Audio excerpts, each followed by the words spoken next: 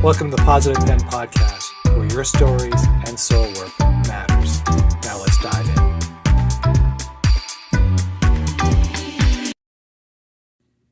Hello, everybody, and welcome to another edition of Positive Pen Podcast, where stories, soul work, and your writing matters, or your art, or Substack matters. I have a guest today, which I'm really excited to bring in. She is someone who's new on Substack that has just started out, very small account, but one of the things that she does has a really big voice. And that has to do with animals and dogs and people like that. And one of the things that struck me, it wasn't just about adoption. It wasn't about that. It was about grief and how you overcome them and so forth. So help me and welcome Sandra, Lynne. How you doing? Hello. Hi, John. Hey. How are you? Well. So I just did a little bit of an intro. I'm excited about talk to you about what your venture is and stuff like that. And let's start off with why Substack? Why did you come on Substack? Because I see you're a really early subscriber to Substack. And what brought you on Substack first? Gosh, well, Substack was a procrastination of 1 year in the making. I was originally playing around with Medium, but not for writing with grief, just exploring the whole blog posting side of things. And when I got into grief work and writing about it, I thought, okay, well, I'd try my own website, like have your website, drive traffic. That didn't really work so well because the internet is large. And I just found that Facebook was the other medium that I was writing, but long form doesn't really work on Facebook. So I've been hearing Substack, and eventually I thought, well, let's try Substack. And what's your experience so far in Substack? What do you think? Oh, I love it. It feels like home. I'm not such a social media person. So when I came onto Substack, it was like heaven because there's long form format. There's just everybody from every creative corner that you can just tap into. And I found that when I joined Substack, I was actually more inspired to write and to be here. So I'm very new. I've only been on Substack since, it's 4 months now, not even. So I joined like beginning of the year and I've just loved it. I've met incredible people who write about incredible things. And yeah, like I said, it's just been so inspiring. So when you're writing now, what are you, let's talk about now, so that's a great intro about who you are, what you're coming from. So let's talk about your tales of tribute. What got you into, like, first let's talk, what is that? And then we'll go more into the details. Well, so Tales of Tribute was actually founded when my sister lost her soul dog. Well, so it's like my little niece, and it was my sister's first dog. And what got me into creating a space like Tales of Tribute was my sister needed somewhere to channel her grief. And I know from past experience, I've always just, whenever I've lost something or been going through a hard time, I've always just written. And I knew that this was the way to help her. So I kind of gave her a purpose. And yeah, that's how Tales of Tribute was really born. But then I started expanding it and I thought, okay, so other people could benefit from writing stories about their pets, and not just tributes, but tales, stories about things that they don't want to forget or they want to share. Stories, like fun stories.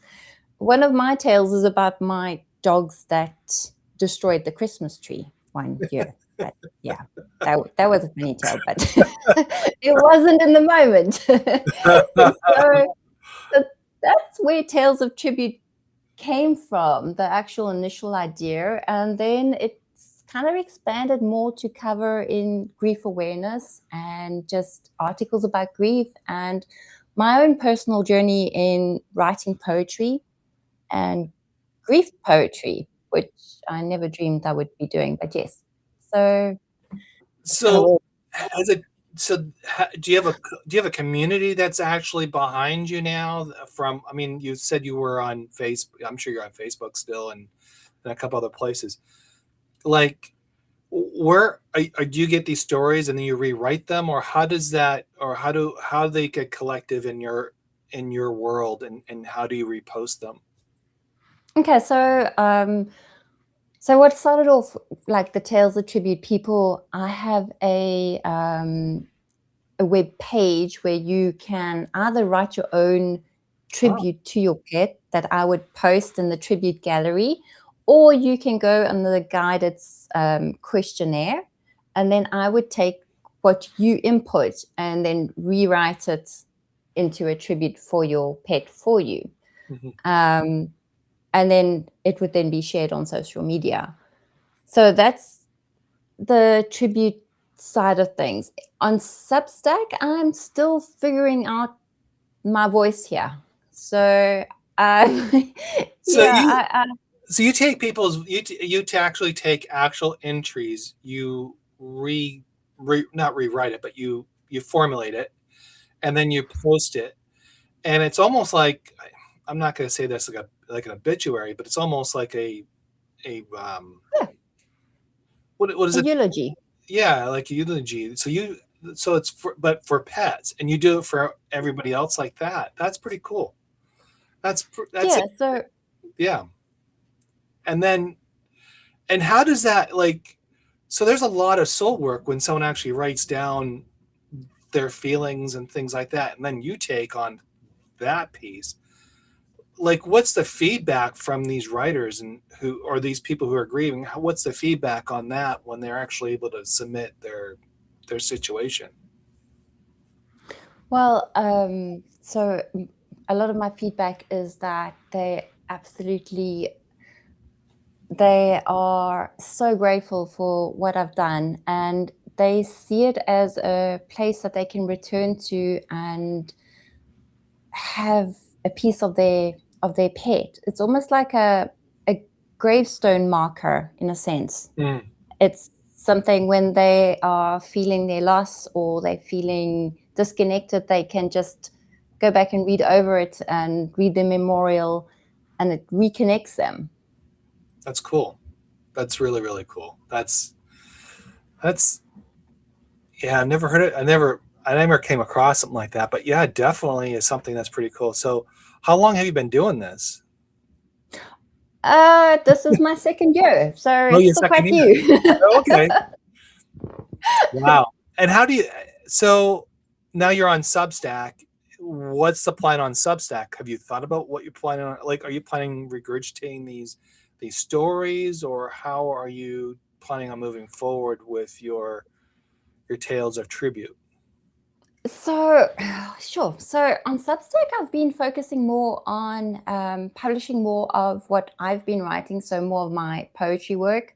Mhm. Um, and initially, my thoughts was because like when you read about Substacks, they're like, oh, this can be like a newsletter. You can send it out to all these people and inform them. And so I was like, okay, so maybe I can treat my Substack as a place where grieving pet guardians can land and find information, for example, and support. So that was my initial thoughts with Substack.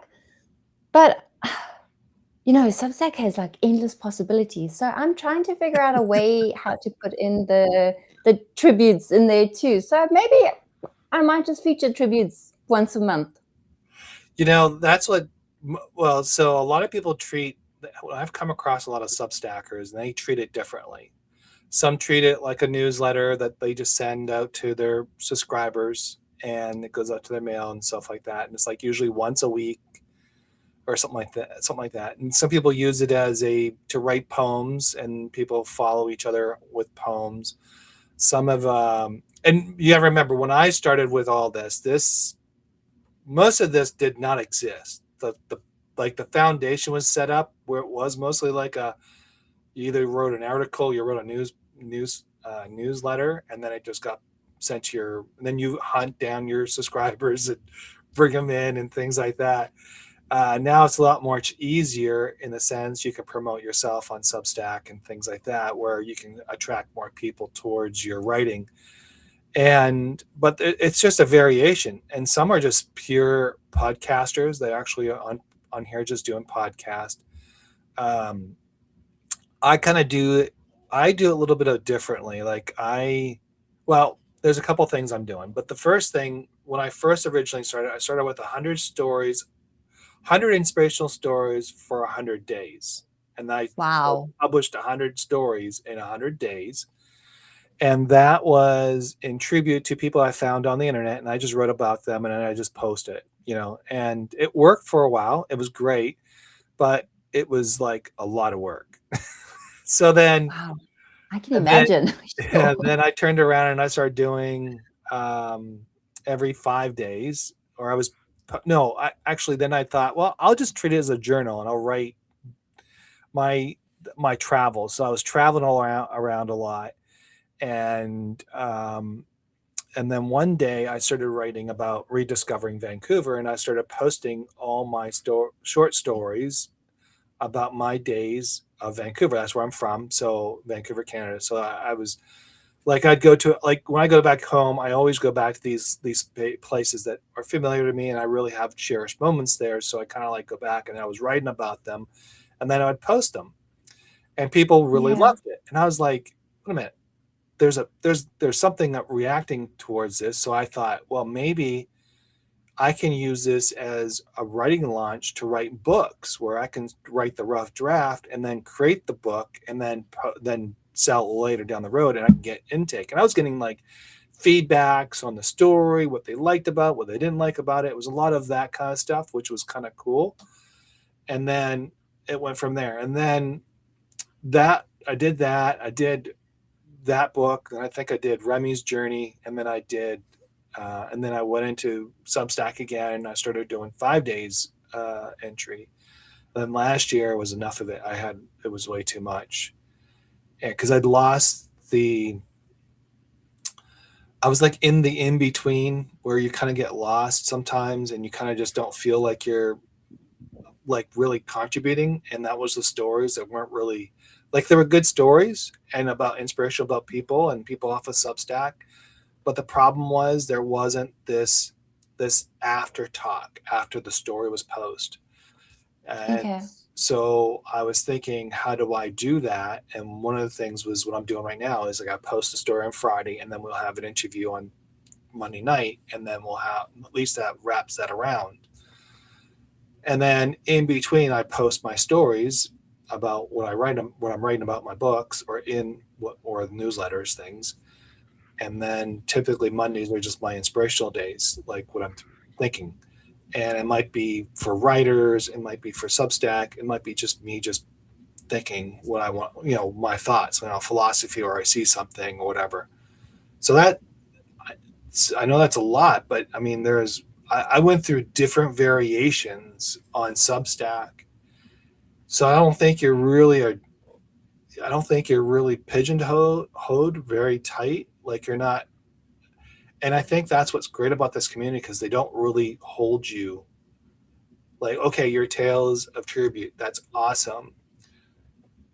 And if you decide not to do specifically that, I don't think they're going to be upset with you. And that's how I found my subscribers. They've been loyal to me. Some have been loyal since the beginning that I know of.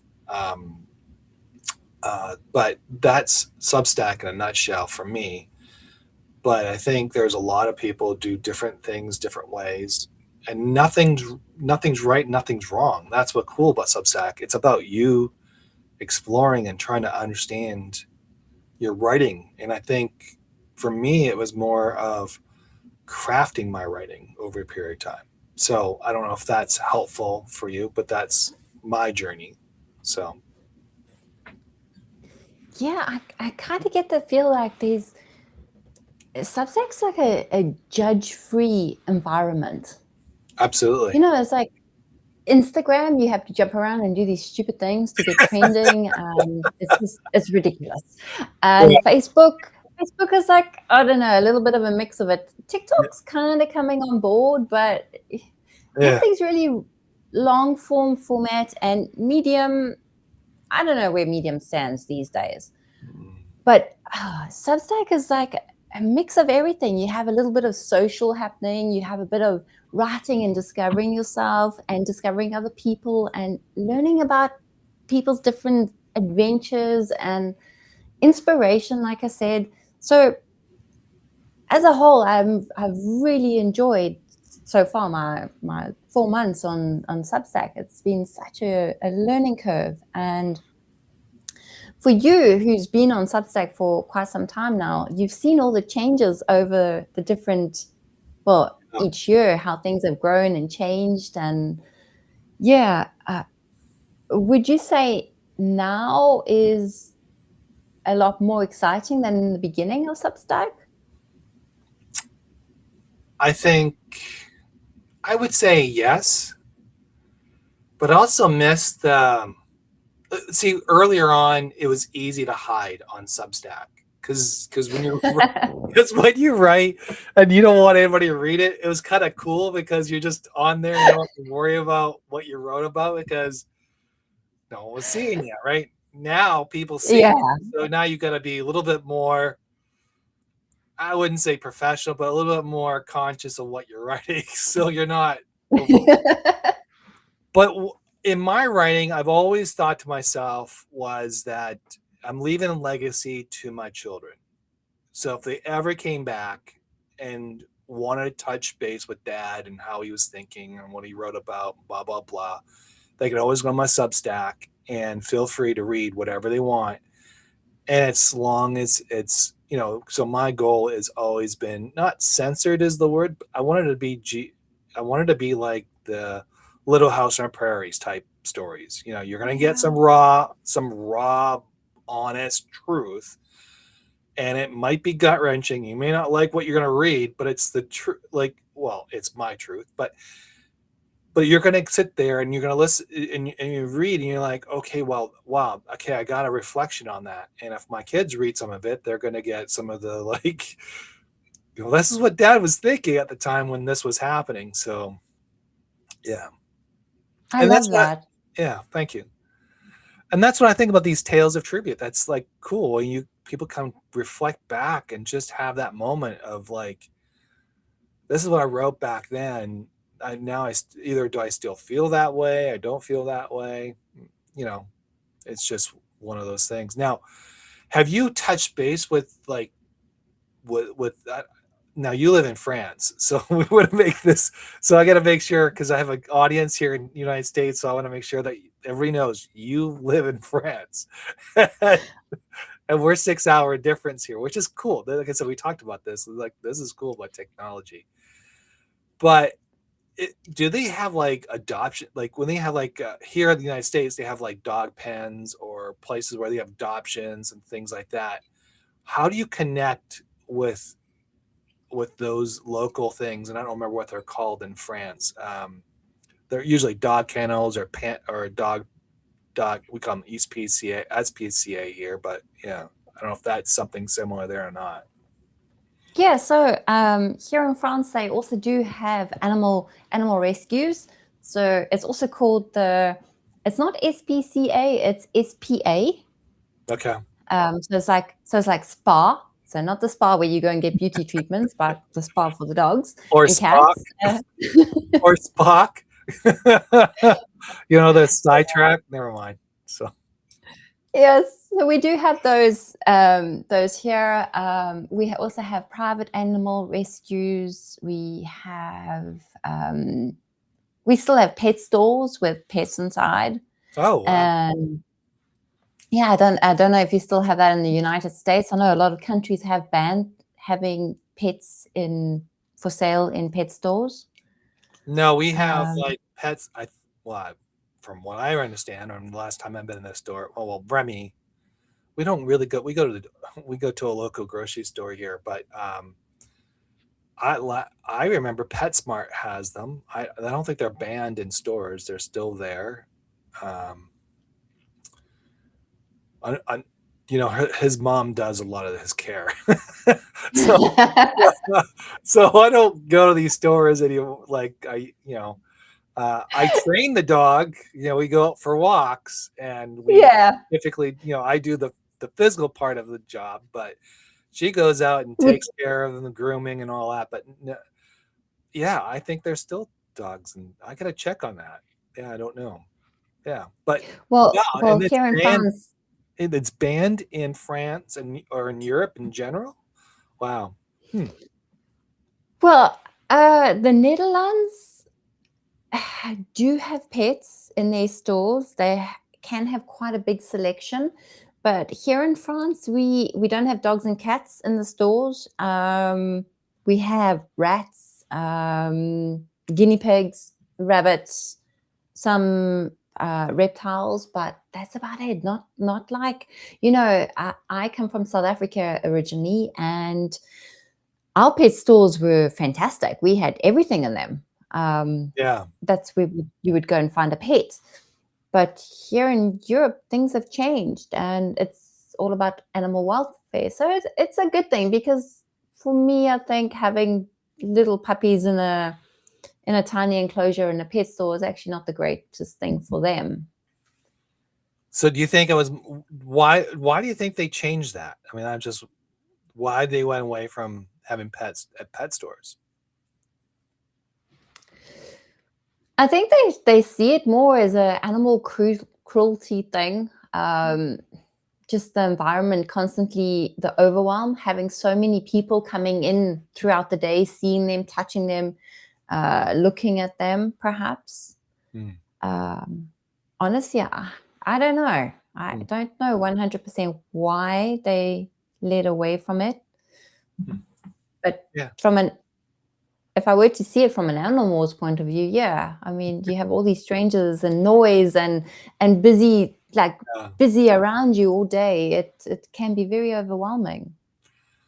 Yeah, I guess the days of where you have the simple pet store, corner store, or like some type of thing where the dogs, they had a kettle of pups or cats or whatever, and they had a litter there, and they were selling for $2, or I don't know what the cost is, but like whatever. I guess that kind of, I guess or because the care is different, I guess, is one, and number two, you're behind a plexiglass or a glass, whatever that looks like, and then you're stuck in a, yeah, it sucks. But in the kettles, when we go look for, like, our neighbor was looking for a dog because she lost her dog. I would say a couple, almost a month ago, and and she, and her dog, it was Lizzie, and she was she was a cute little dog and like a little poodle, but she was raised at a breeder, but the breeder treated them pretty poorly. I mean, it was pretty bad. Yeah. And so the rescue picked them up, took them, and the thing that she had was a shoulder was like not functioning correctly. So it was kind of like almost like a chicken arm, and it was like sitting there like really Aw. tight.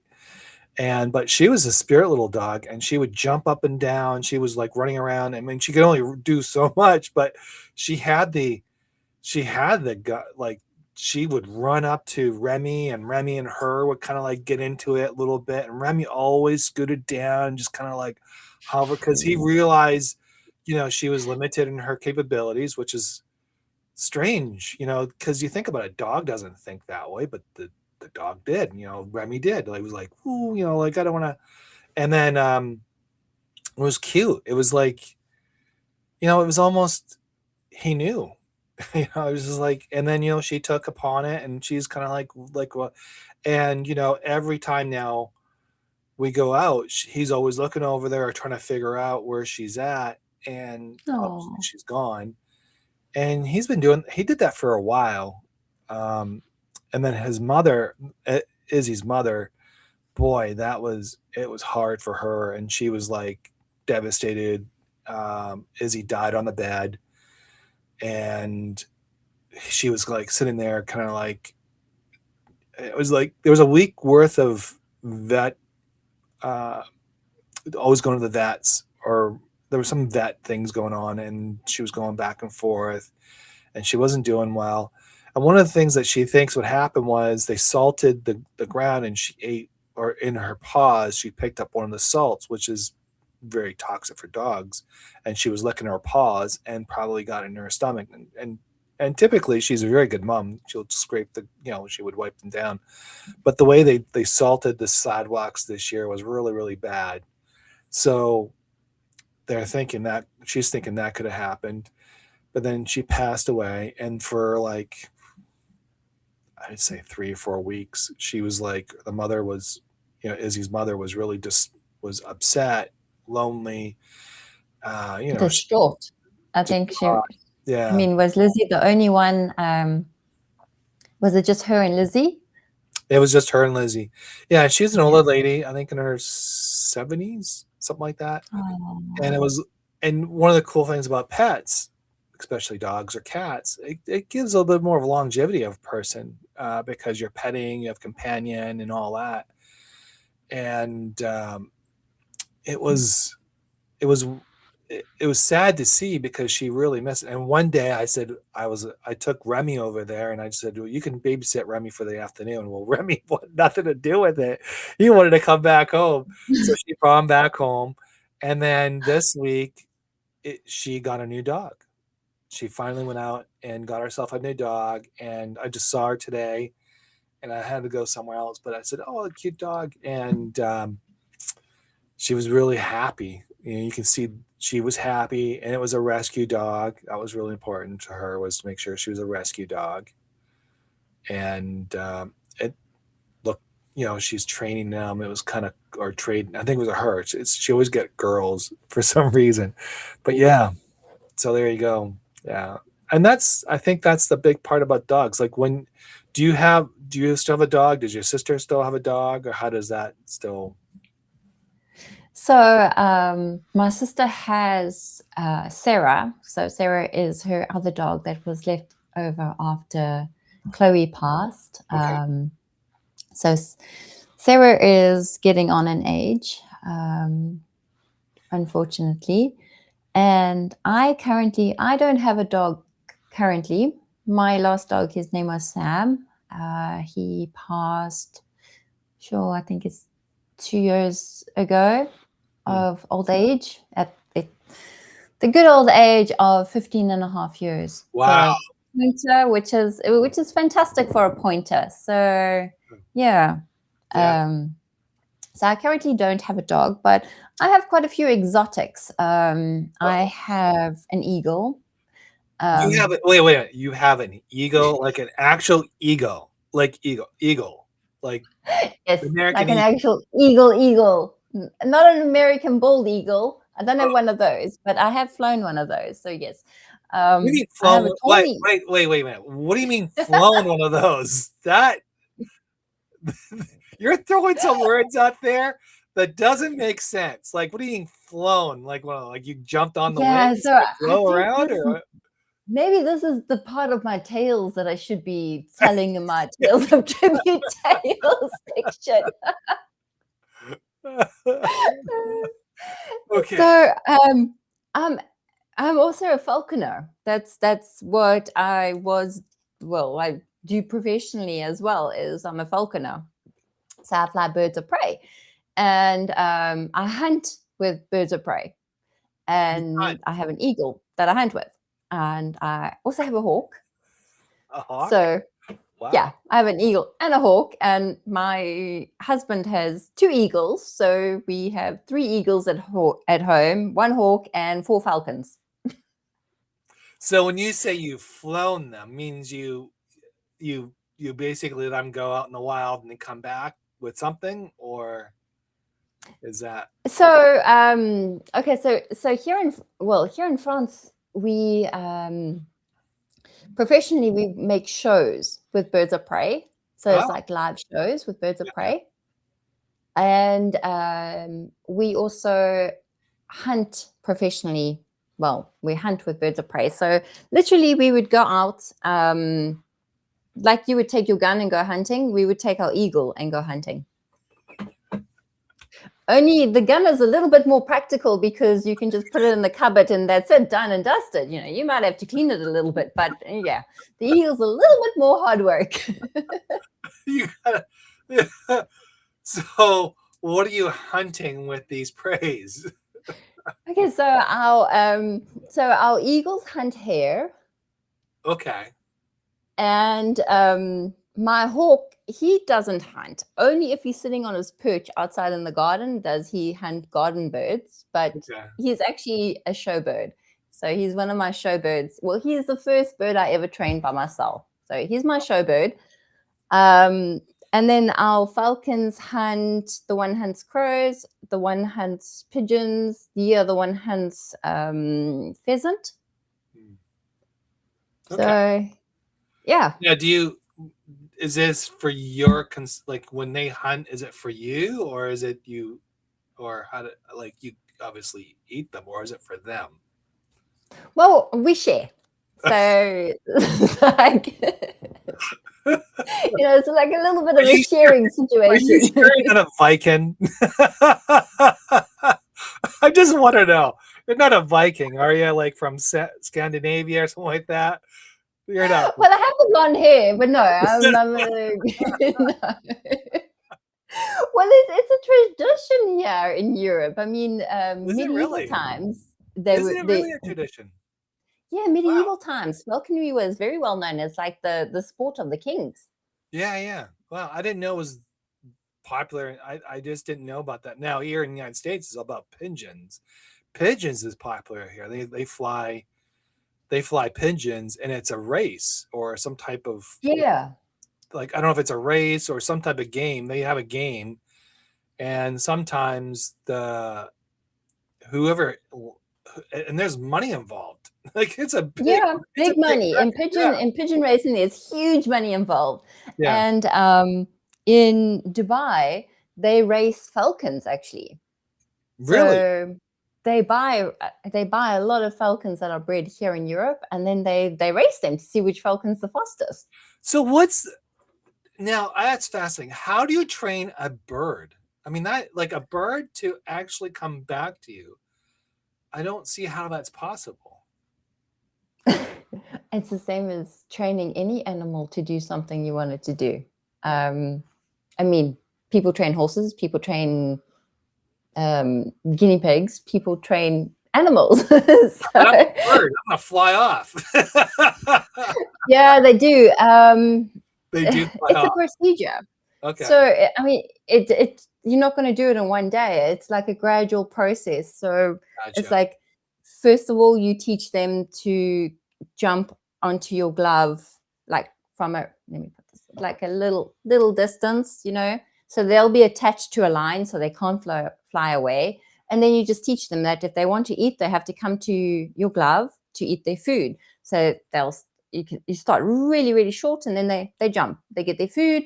They get a nice big full crop, so they're happy. They know, okay, food comes from here, and it's just you go further and further and further away. And then as your distance grows, you learn to read your animal, and you can see like they're not quite ready to get released, or they're really progressing well. They're coming without thinking. And then eventually you unattach them. You take the line off, and you fingers crossed that your training's well, and they come back. And it's just animals. For training animals, it's routine. So how long does that training take? It depends on the bird. Some birds go quicker than others. It completely depends on the bird, depends on the species. Every species is different, and every individual in the species is different. I can see that, because so Colt and Remy, they're brothers, and I had them both here, and Colt is not trained per se. So I took it upon myself to train him. And he is the most stubborn dog that I've ever met in my entire life. Like, I say, Colt, come, and he won't come. He'll just sit there and just like, yeah, Really? whatever. Come? Yeah, You whatever. want me to come? You come. Exactly. Or he'll move only like 3 or 4 steps and then sits and expects you to come the rest of the way. So, you do the same thing like as you talked about. It's the same process. You put him on a leash and you say, okay, come, or Colt, come. And then if he doesn't come, you yank on you kind of yank on the not like pull it, but just kind of yank it. So you kind of No, I know. You like encourage him to come. Yeah. And then he'll come. And then if he mistakes, you say no. And then you kind of go repeat the whole process. And I spent, I think it was one night for like 2 hours. Didn't get it at all. Like, just didn't get it. And Remy is like sitting there without a chain, without a leash. She's like, can I just come? But that's it. I mean, some of them pick it up so quickly, and some of them, it takes forever. It takes patience. You have to have the patience of a saint. Some of them, right? Well, Mom has Colt, and Mom is not really good in training or keeping the training going, and she's 95. So it's Mom's fault. Well, she's 90 years old, so she kind of just treats him like a child almost. But she gets mad at him. And every day, like, she was sitting on the couch, and she's like, Colt, come here, or Colt, up, or like, come here, Colt, and he will never come up. And it's like, Colt, get here now. Like, she would like, get here now, like not yelling, but just like, get here. And then I was like, Mom, you got to say Colt up, because he needs, he understands a little bit, the single verbs. And she's like, Colty, come up. And like, I was like, no, you got to say like Colt come, or Colty come, or something like that, or Colty up, Colty, whatever it is. And so the minute goes by, I go walk away, I come back, and then she's still struggling with him. And then I go close to the couch and say, Colt, come, or Colt up, and then up. And I keep repeating it, and it's getting firmer. And he jumps up and he sits, and she goes, well, why you can do it, and why he only listens to you? And I'm like, no, he listens to you too. You just gotta learn the language, how to say words, because I guess same thing with birds. They get confused with the words, right? Or do you say words to trigger, or is it just more of an action?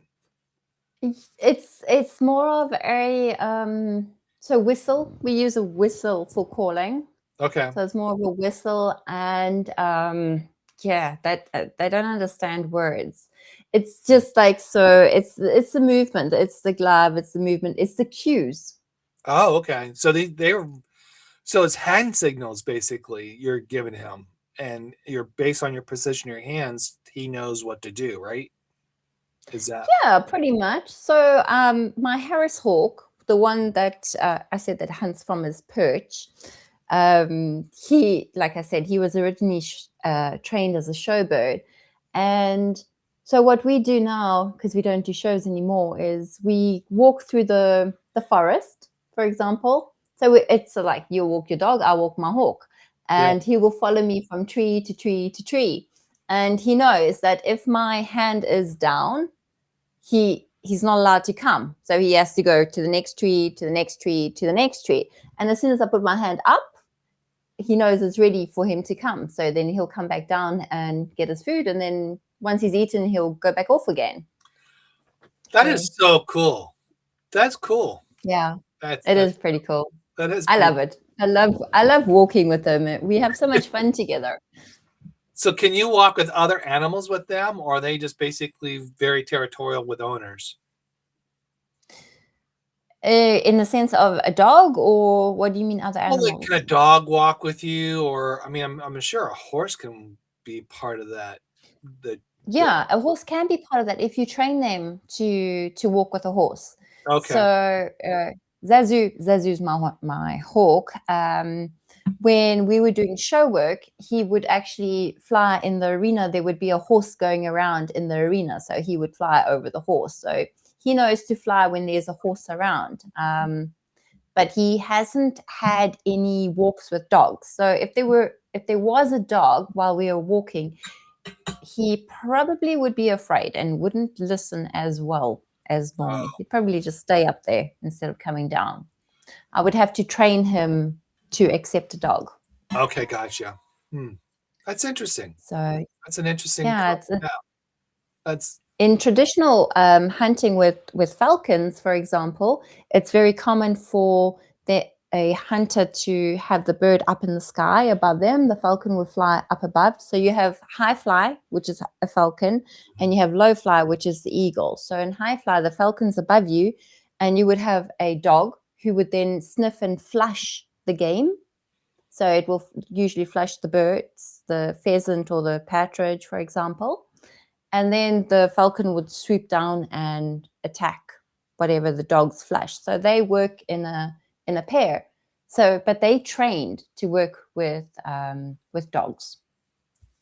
Wow, that's neat. So, are they used in England as well? Is England popular? Like, is it primarily France, or is it all? Oh no, it's throughout most of the European countries. So Italy, France, Germany, England has a very big hunting. What do you want to culture, if you want to say it like that? Yeah, it's very big in Europe. It's like I said, it dates back to the medieval ages. What do you call it?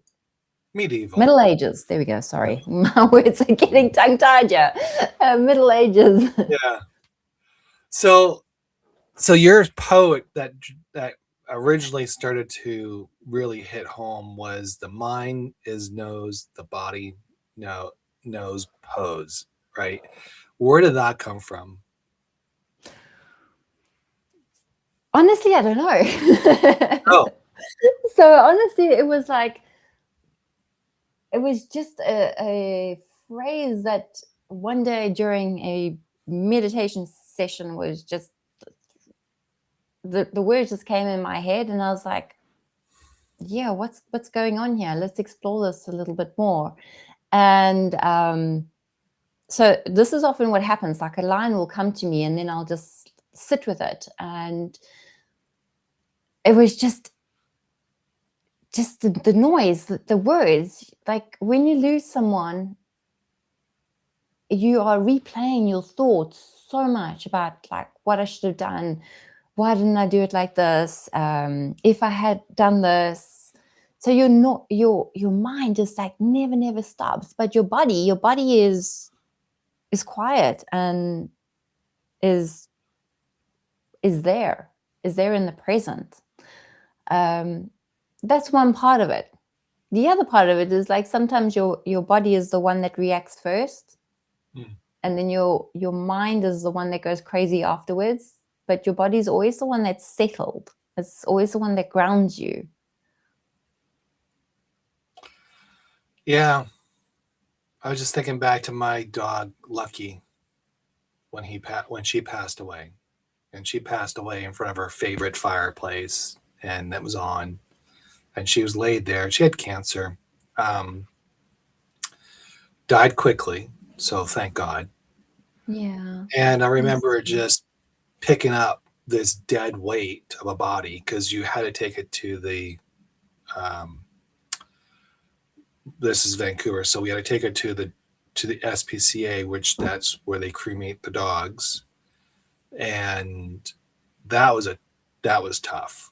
That wasn't easy, picking her up, putting her back, because you think about all the things that happened with her, and I still remember those. And it was hard to say goodbye.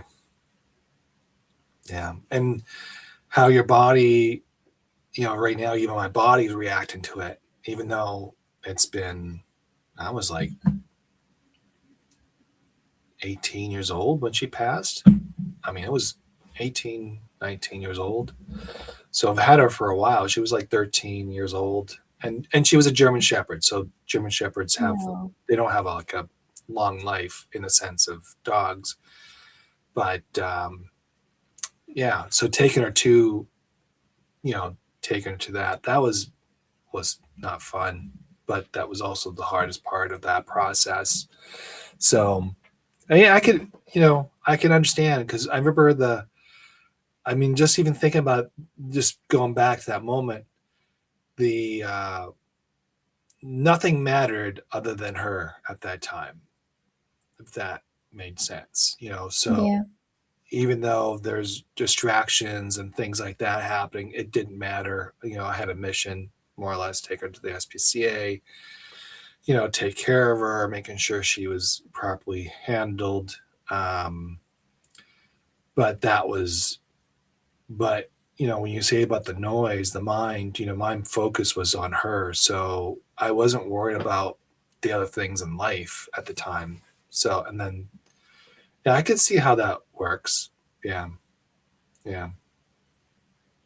And now, when you think back to that moment, what do you feel in your body?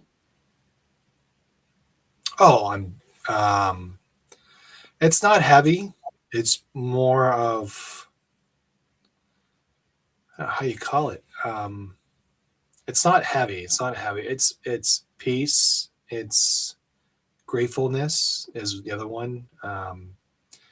Because I had a moment. I had moments with her.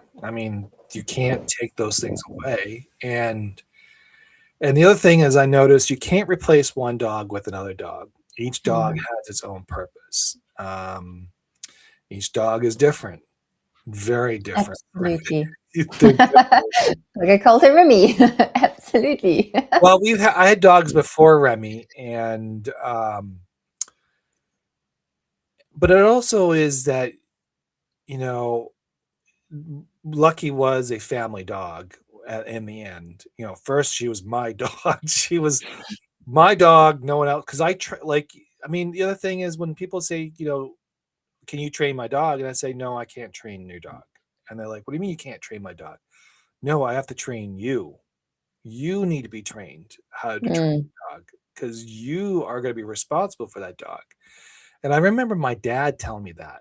Like, I didn't understand that. And he said, no, you got to go get classes, go figure it out, and make sure you understand. And once a week, I paid that $25, even though at 10 years old, I was, delivering newspapers for this, because I had to take care of the dog.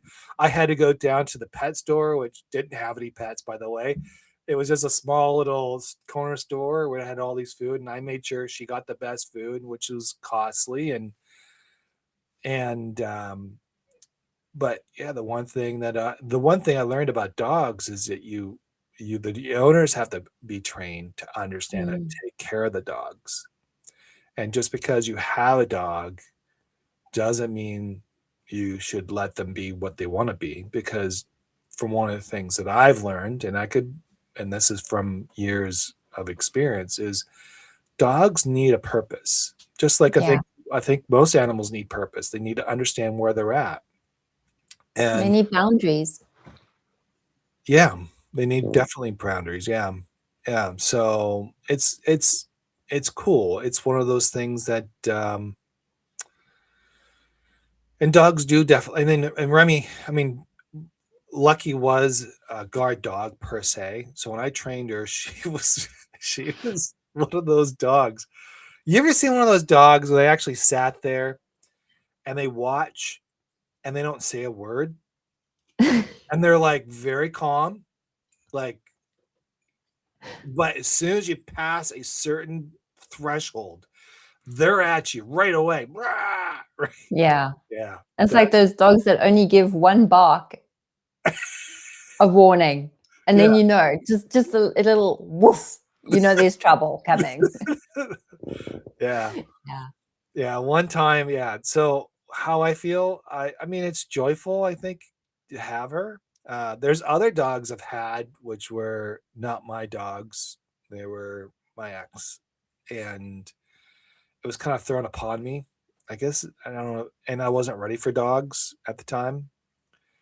But I was put in that situation. So I was, obviously taking the responsible, try to train them, do all that. But they were very, like, some dogs are so, there's some dogs are just way too far beyond training because of the anxiety. They just have too much because of their past history, because of trauma. And that's just what I believe. And I could be wrong.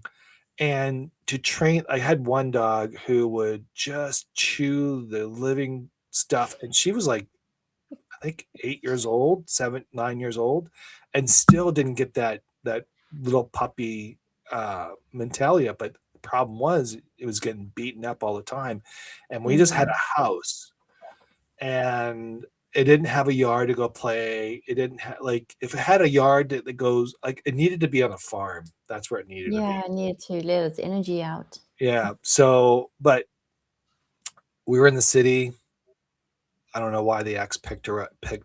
She picked him up because she thought it was cute, but didn't think about that we lived in a city. We're limited, and that's where I realized, you really need to understand when you pick a dog. You really need to understand your environment, because each dog has a purpose in each environment. So a smaller dog in a city, it's much more suitable than a large husky, which takes, I think, more. I mean, that's where, I don't know. That's how I think. I mean, No, I mean, I Remy, agree. yeah. So Remy's cute. I mean, we had both dogs here in our house, which is not a big house, but it's a small house. But they lived very easy. We went to the park multiple times every day. So they got their exercise. It was really cool.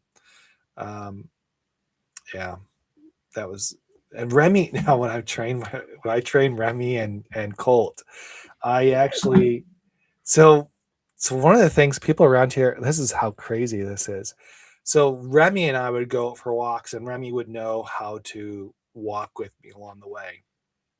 And people are like, "Oh my God, he's so polite. He's so like, he just like doesn't care because he's trained that way, not to care what's going on. He's supposed to focus." And then so Colt was Colt. so He's like the naughty little brother, Colt. Colt was, at first he didn't understand heel, he didn't understand a few trigger words, but eventually he did that. But the cool thing is I walked both of them on the same path, and they're walking on my right side, like in tangent. They're walking along the way. And the cool part is that people are like, "You're walking two dogs at same," and then we get to a stop sign or get to an area, they both sit, Yeah. they listen, they move, and people are just like, "Wow." And I'm like, that's not that hard. No, it's just it just takes time, patience, and commitment, and consistency. That's Yes. the other thing. Consistency. So most of these people that have dogs that actually, uh, excuse me, who their pet passed away, do they typically get another dog right away, or is it some period of time you think that they get a dog back or they don't get a dog back? It's up to the individual. Everybody's different. Some people don't ever want to have a dog again. Mhm. And some people have a need, a desire to have another dog straight away. Everybody's different, and there is no right or wrong answer. It's what resonates the best with you. What do you feel is best for you? So there is no answer to that. It's an internal one. You have to answer it yourself if you're ready for it or not. And generally, if you are ready for another pet or not. Mm. Do you give advice to people when they're submitting their stories, or they ask for advice or something like that? How does that? What's the relationship with you and your entries or supporters? So like on the entry side, not really, but some people will message me out privately and chat to me, especially through, I support a lot of people through Facebook groups. So they'll message me privately, and I also do one-to-one sessions. So if they contact me one-to-one, we'll have private sessions about it. Or like I say, I offer my my advice through private message, through some of the groups where I do counsel for free. And it just depends. But when people are ready, I have found, for submitting their tribute, they have gotten past that initial raw grieving period. They are over that raw disbelief, numb, I can't believe this happened to me period, and they are more on the path of healing. But isn't life I mean, and I might be kind of like I knew Lucky at one day would die. I mean, I know I'll die, right? I know my mom will die, my dad would die. Like when you say they couldn't believe that happened, I don't understand that. Is that just because it was unexpected, or was it just they didn't want them to, like, is it yearning and not wanting to leave, I guess? Well, yeah, I mean, that's such a mixed answer. I mean, to answer that is going to take us all night, because everybody thinks but everybody thinks differently. So for some people, they lose their pets really, really young.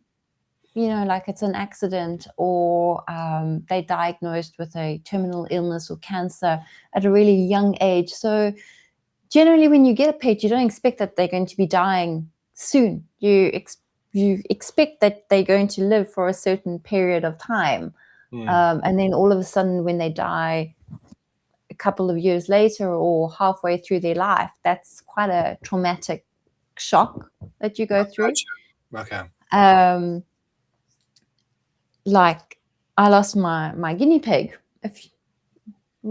almost 1 month ago. Wow. And he was my first guinea pig ever. I've never owned a guinea pig until him. And yeah, he wasn't even a year old, and I was like expecting to have him for 6 years. So it's like, yeah, I was really upset about losing my little guinea pig. And so that's an example where, you know, I know life is not guaranteed. Death is the only thing that we are guaranteed in life. But it hurts when it's early. So that's a big shock. And some people just, even though they know it's time, they're just not ready to let go. So that's the hardest part, is letting go. I think it's not just letting go of a loved one, but also letting go of stuff that no longer belongs to you. Well, that's it. It's letting go of who you are in that moment. Because when your pet dies, you're no longer a dog mom or a cat mom, or, you know, Bruno's mom, for example. Your identity completely changes. So your life in that moment completely changes. And it's like any loss. It's not just the loss of a pet or a loss of a loved one. It can be a loss of a job, a loss of a relationship. It's that change that you're not ready for. As humans, we don't like change so much.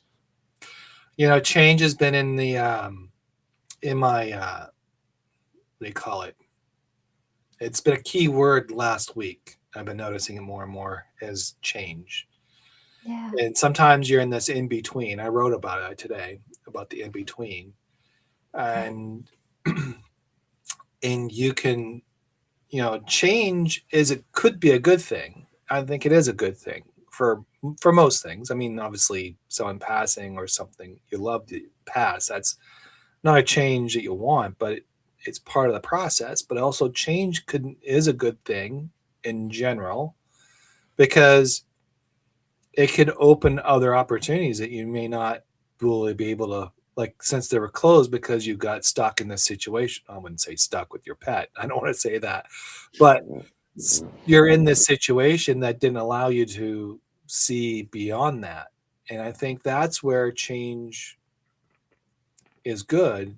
And I think, but you got to let go. I mean, there's obviously a balance of letting go and accepting the new versus just holding on what you had that is no longer serving you, which is probably the hardest thing to ever understand and process. And I guess that's where I guess that's where the question was earlier. And I was trying to say, I don't understand how, this is new, or this is how people took time to finally get to the point to write a tribute. But I could see that getting stuck there and not be there for be there for a very long time. And a lot of people are there for a long time, for a lot of reasons, but someone passing could be there too, and they get stuck there. So this Facebook group, explain that. How they support? How do you support them? How do you work with them? Do they just message? Is it just an open platform, or I guess it's private? But how do people get there if they have pets and they want to, or they have issues of grieving? How do they contact you? How do they do all that? Well, most of the pet loss groups and the ones that I recommend. So I have my own private, very small private pet loss group. But also, like I said, supporting other pet loss groups. They are the private ones. I don't recommend joining a public pet loss group, because that's open up for the world to see. And sometimes you don't really want the world to see what you're writing in your most private moments. So, it's just really, the pet loss support groups are great, because it's a community where everybody who is feeling the same thing that you're going through, who's maybe in different stages of their grief. Some people are like right in the beginning, some are in the middle, and some are towards the accepting and continuing with life like moments. So they're great to just bring you together and know that you're not alone, and support you, and know that they're there to help you through it. So it's just really a great supportive community that we all belong to, just helping out one another. That's cool. And how many people you have in that group? Is it still a small group? And how long is... So my group is still very small. I only started, it was another 2026 venture, so I think my group only has about 30 odd people in it. But last year I was very active in, so the UK has a Blue Cross pet support group. So I was like very active in that, the UK pet loss group. So a lot of because I'm English, France is a bit difficult. My French is not up to my English standard. I have to like go across the pond and like visit the UK groups. But there are quite a few American pet loss support groups too. Okay. Yeah. So, I'm sure there is. I mean, Facebook's great for that. Like that's how they... that's Facebook one thing about is Facebook. Nice for that. Where you can create little group, like chat groups where you can do that. That's the one thing I was trying to figure out, how to create a chat group in Substack, but they don't have that. It's very isolated. And I think, I don't want this to become I don't want Substack to become Facebook, and I don't want Facebook to be Substack, but no. Some features I do like, there's some features I don't. I mean, that's one of the features I like about Facebook, is where you can actually categorize things, and people can actually go in those groups and actually feel, they have a home, they can talk and things like that. So from it's still very, but this is why I made that point of like saying, make sure you're in a private group. But even in a private group, it's not the same as speaking personally with somebody, with like speaking with a professional in the industry, because what you put on, just be cautious, what you put on the internet is never private. I mean, people can screenshot, they can share and stuff. So yeah, just be careful what you put out there, is what I always say to people, unless you really want to have private, confidential conversations. Well, I write things that I want to write, and I post things that I want to post on, and I make sure that I don't post anything that is gonna be harmful to anybody. That's not the goal here. And I think that's what most people on Substack is about, is, so as a newbie on Substack, what are the things you've learned other than the community and things like that? What's the one thing you would pass on to somebody who's new in Substack, that's just joining, just getting going? What would you say to them? Oh, wow. Have fun. Because there's so many different corners in Substack. There's so many wonderful people. Interact with the people that comment on your posts, because you don't know how your friendships are going to develop from there. And yeah, just don't be scared. Don't be scared. It's like you think you have to have these polished posts, but that's not even true. You don't have to have anything completely polished. I think as humans, we perfectly imperfect. And just enjoy it. Substack is it. I don't know how to sum it up. It just feels like such a welcoming corner of the internet. So, That's cool. I've met some fantastic people in my community, and we do have one complaint though, that there's no animal group. we like all have the same complaint, and I wish Substack would create an animal group, because we're all going crazy. Isn't there a category for pets or something like that, or animals? No, there's no pets, no animals, no nothing. One of my you could petition it. I'm sure they can make a subcategory. I've asked, and I have so many comments on my post, and there's more of us like asking about it. And one of the people that actually commented, was such a great comment. It's like, yeah, Substack's scared to make a pet category or an animal category, because everybody's going to move across to that one. Well, actually, it might open up doors. It might help us. Yeah, get them over there. Maybe not. But you see, this is just the nice thing about Substack, is like you have this interaction that you wouldn't actually have on Facebook. Facebook, you just a random post. Whereas I feel like with Substack, you generally have connections. So that leads into the thing that I want to touch before we close. One of the things is I'm building this. So Substack is really a great place of collaboration, and that's what Substack wants you to do. They want you to work together as a community. They want you to. The more you do that, I'll let you in a little secret. The more you collaborate, the more you write stories about each other, the more you kind of do things like that, where you restack each other, you comment on each other, all that kind of stuff helps you attract more people to your Substack. And they can convert into followers, then followers into Substack or into subscribers, right? So the more you can interact, that's more of a community. That's what they want you to see. So one of the things that I've been working on is the book funnel things for books for Substack writers, and they're indie authors. And one of the challenges of indie authors is that they do everything on their own. They're isolated in a box. They don't have a publisher. They have a hard time doing things. And the challenge with that is that they don't have a voice. I mean, their book is posted either on Amazon or Books and Noble and then all these other places, which is great. That's the hardest part of the process. But the toughest part is that you can't market, because now you need thousands of dollars to market to wherever platform you have it. And then you have to get in these bookstores and all that. And it takes a lot for an individual, because you got work, you have other things going on. You may have kids, you might have a wife that's demanding, that wants to go for dinner every night. An eagle.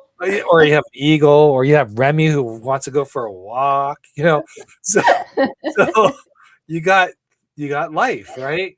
And so one of the things that I'm trying to do on the community side of it is help everybody. Help all these indie, and if we could do it as a collaboration as a whole, then we all power of our Substacks. We're commenting, we're restacking each other's books, we're doing the writing, the reviews on Amazon to help drive that. So if we can drive Amazon with reviews and clicks and all that, Amazon wakes up and says, wait a minute, there's something going on with this book. Yeah. Why is it important? So they're going to start ranking that a little higher. Same thing with Substack. The more you comment, the more you work with each other, all this stuff, it starts resonating. It gets higher and higher and higher. So now you're getting all this exposure out there because you're doing what they want you to do, is interact. And the power of clicking, obviously, the more clicks, the more views, the higher percentage you might convert in sales. That's just the logic with that. So that's what I'm trying to do on the book side of things. On the community side, I'm doing the same thing with individuals like yourself, where I'll write a story, promote them a little bit, get them going, because I think that's important. That's giving back to the community. It's giving back something that it gives you a chance to showcase yourself a little bit, tell a little bit about your story, get to know who you are a little bit. And I think that's important. We need to kind of be a lot more giving rather than taking on Substack. And I don't think, and Substack doesn't work like other social medias where if you go on X, it's all about taking. I want more likes, I want more things, I want more comments. TikTok's that way. I want more likes, I want more whatever. So I'm going to pay for it. I'm going to pay for more likes, like really. And Facebook, I don't know, it has its own. And even Instagram has the same kind of concept where it's always driven on likes, right? The more likes and things like that, that's what drives the content. But that doesn't work for Substack. I think it's the opposite. I think it's more of community, and that's what they see genuinely as a good thing. And yeah, so there's that. I like that, because we need more of that in the world. We're becoming so isolated in our own little bubbles. So it's nice to have a place, like I say, that feels like home. Right. Yeah, you're not the only one that said that. There's multiple people have said that, which is cool. Yeah. And the cool thing about it is there's, you don't have to worry about your differences, because the only difference is that your writing styles might be different than mine. You might write something a little different than mine. And as long as we're collaborating, does it really matter? No, it doesn't matter the differences. It just matters that we're working together and trying to create a better community, trying to create a better life for both of us. And I think that's the most important part about life, is building that world that is safe for us to be in. That I think that's where a lot of people feel. That's cool. So how can people submit to Tales of Tribute? Is there a website, or is it on your Substack? Where can they go? Okay, so I think I have it correct, because I'm still figuring it out, but I think I have it linked correctly in my Substack production page thing. I have a little tab there. Otherwise, on my my actual website, talesoftribute.com, there is a Share Your Tribute page where you can submit your tribute to. Or if you go onto my Facebook page, which is also Tales of Tribute, you will find posts. It's also pinned to submit your tribute. So it's quite simple to find, and it costs you nothing. It's for free. So just please include photos. I love seeing photos of your pets, and I make a nice little page for them and a collage. So the more pictures you submit, the better. That's the cool. bigger your collage will be. You got to do that for Substack somehow. Yeah, no, I have to. I haven't figured out how to. Can I explain how you could do that? How do I do that? So on Substack, one of the cool thing about it is that you can create sections. You have to go into your general settings, and under your general, like if you go on my Substack, you see that I have Positive Pen. A lot on your Substack. No, I have sections, and if you go in those sections, that's where if you hit that section, all my articles relate to that section. So if you go in, like, it's not a big, huge thing. So you go there, you go in. So like for Remy's journey, so I wrote chapter 1, which is the rough draft. These are rough drafts, but it's categorized in rough draft. It's called sections. So you can create a section called Tales of Tribute, which is all about your dogs, about people's entries, and post them in there. And you could do the photo. You can create a little bit of a story on there. You can actually, one of the cool things about that is you can actually put buy me a coffee and actually, or ask for donations or whatever like that. You can put that in there too. So you can get stuff going on your Substack. Now, the tributes that I have posted that are sitting in my tribute gallery on my actual website, I would have to rewrite them for Substack, or you can copy and paste it. But it's not like a double entry. The Google sees it as like a two posts from the same thing sort of thing. No, I have a website too. So what I would do is I would post it on Substack. I mean, you can leave what you have right now and start moving forward this way, or do it however you want to do it. Write the story there, take the link from that story, and then you can I don't know what kind of platform do you use? What's the platform? WordPress. Okay. So you can do it in a couple ways on WordPress. You could do a photo. This is how you can do it. So on Substack, the cool thing is they create assets, right? So like they might, like whatever that story is, they'll regurgitate it and create that photo with that says, Bruno's dog passing, or a tribute to Bruno's dog. And it's already created. You take that image, you go onto your website, you plug it in, and then you hyperlink it back to that story. Okay. So you're publishing it on Substack and then you cross-referencing on the website, for example. Right. Yep. Okay. So then that way what happens is all your traffic is going onto your Substack and vice versa. You can do it both ways. The other thing you could do is your about page could be on your Substack, but it links on back and forth. You can create like a donation page, just buy me a coffee or something like that, which is something a lot of people do, just to help support your cause. And I would support you that way, because what you're doing is a very serviceable thing that most people don't think of doing. And that's pretty cool. Your website can still be where all your entries go. Sorry. I'm sorry for this thing, but I'm thinking about, you can, and if you want me to teach you how to do that, we can spend some time afterwards or later, another time, and we can talk about that.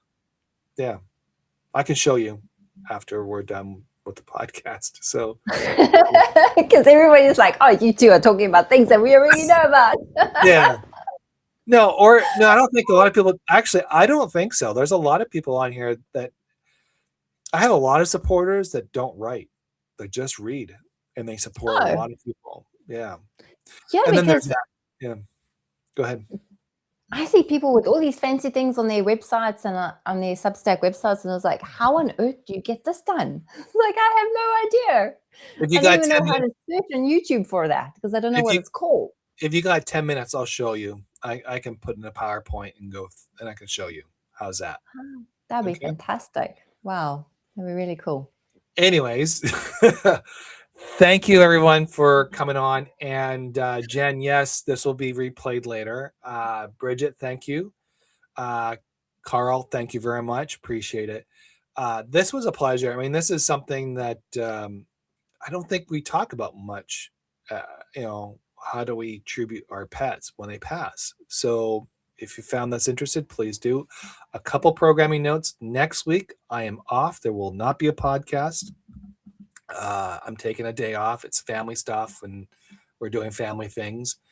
And but I will post a story, and there will be, in the following week, we will have another podcast. It will be May 4th. So there's that. And I don't have a story for Wednesday, so you might. I know everybody's looking for Remy's story. I haven't posted. Yes. I haven't done chapter 3 yet. I think. Is it chapter 3? I think it is chapter 3. Yes, chapter 3. Yeah. Yeah, so I have to do that at some point. And I don't think I'm ready for this Wednesday for it. So we might have something else. So anyways, in the meantime, appreciate it. Thank you very much. Thank you, Sandra. Thank you for coming out Thank here. you, John. Yeah. In the meantime, have a pleasant afternoon if you're still having daylight. And if you're not, have a pleasant evening.